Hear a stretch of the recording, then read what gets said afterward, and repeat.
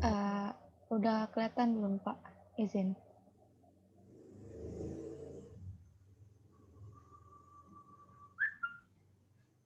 Saya sini. Sebelumnya saya izin mengucapkan selamat pagi kepada Pak Koderin dan teman-teman semuanya. Jadi untuk tugas mandiri soal 2 ini pada 1 Januari 2015, Peyton Corp membeli 80% saham Peyton Corp senilai $180.000 secara tunai.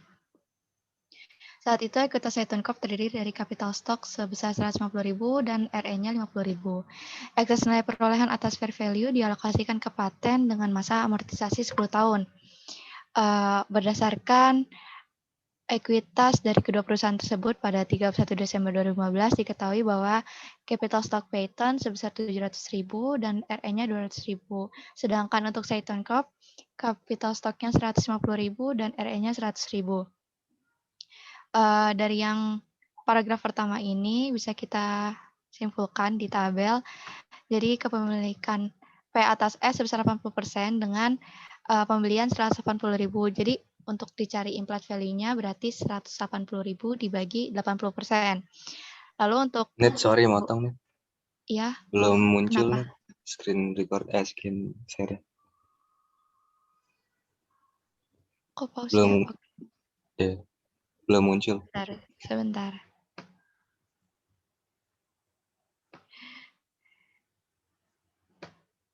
Lag-nya lama ya. Saya kira masih menunggu ya.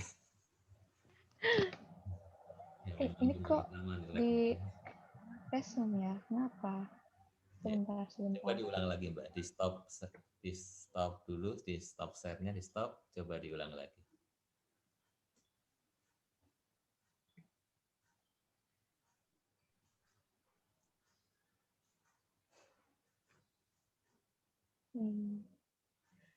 Udah muncul belum Pak? Alhamdulillah, sekarang sudah ya. Udah. Oke. Maaf ya Pak, tadi saya langsung ngomong aja, kirain udah muncul. Ya, apa-apa ya. Jadi perlu dibacain ulang soalnya apa langsung yang diketahuinya aja Pak? Lanjut saja. Oke. Jadi kan udah dicari nih tadi implied value-nya. Dari 180.000 dibagi 80%, hasilnya 225 kan. Terus nilai buku yang si Satan ini kan 150.000 ditambah 50.000 jadi 200.000. Nah, ini terdapat selisih antara nilai fair value dengan nilai bukunya. Jadi selisihnya ini 25.000 dari 225.000 dikurang 200.000. Kemudian jika terdapat selisih kan akan dialokasikan ke paten dengan masa manfaat 10 tahun. Jadi 25.000 dibagi 10, jadi amortisasi per tahun ini 2.500.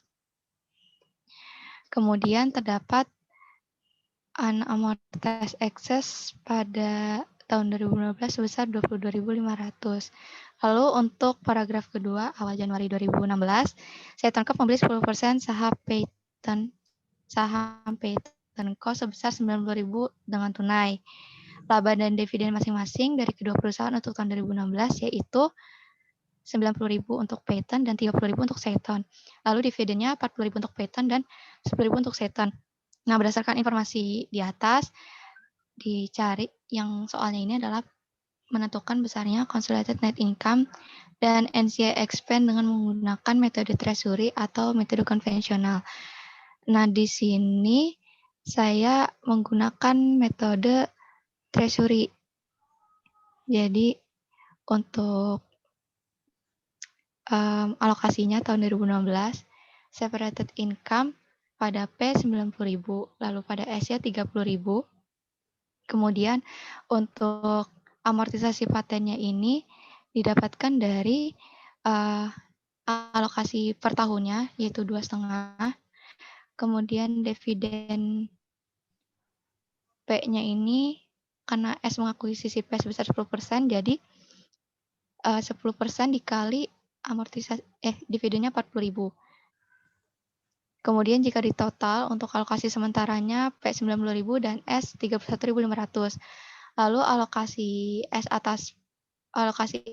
ke P sebesar 80% didapatkan dari 80% dikali total hasil kepemilikan sementara milik S yaitu 31.500 sehingga didapatkan 25.200 untuk P dan di S ini menjadi minus.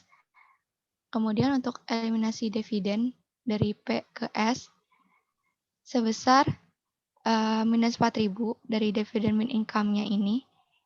Lalu di total untuk consolidated income-nya untuk P ini 90.000 ditambah 25.200 dikurang 4.000 totalnya 111.200. Sedangkan untuk NCI expense-nya itu 31.500 dikurang 25.200 totalnya 6.300.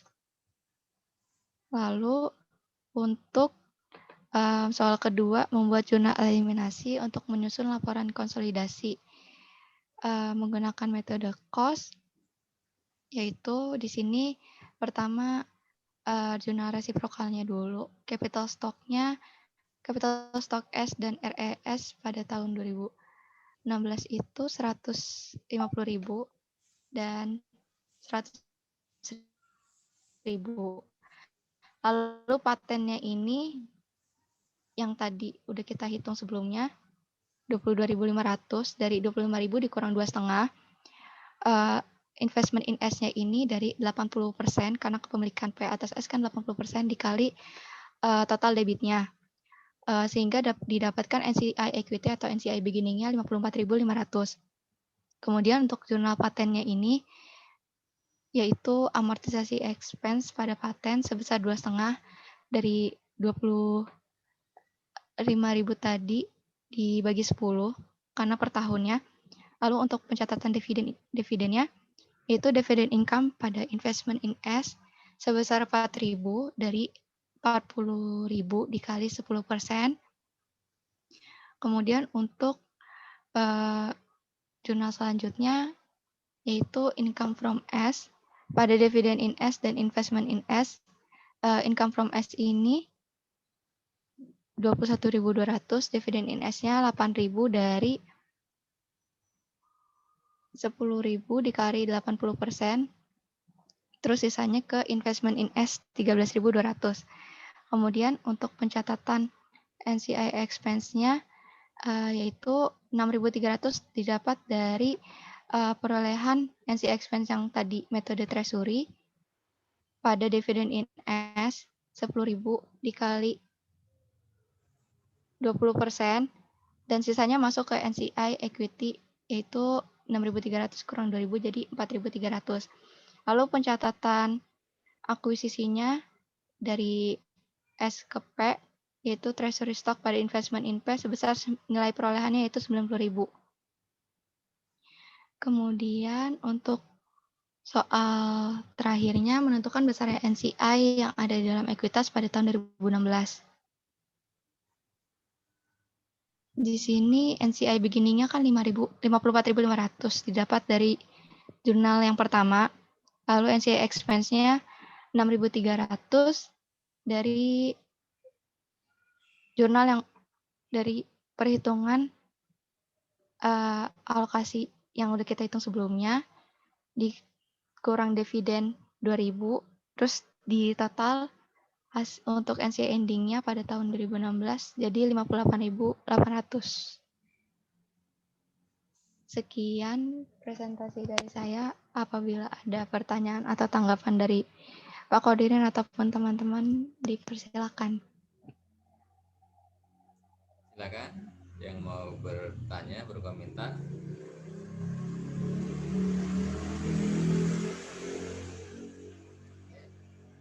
Baik, ya kalau tidak ada kita cukupkan, ya. Kita closing.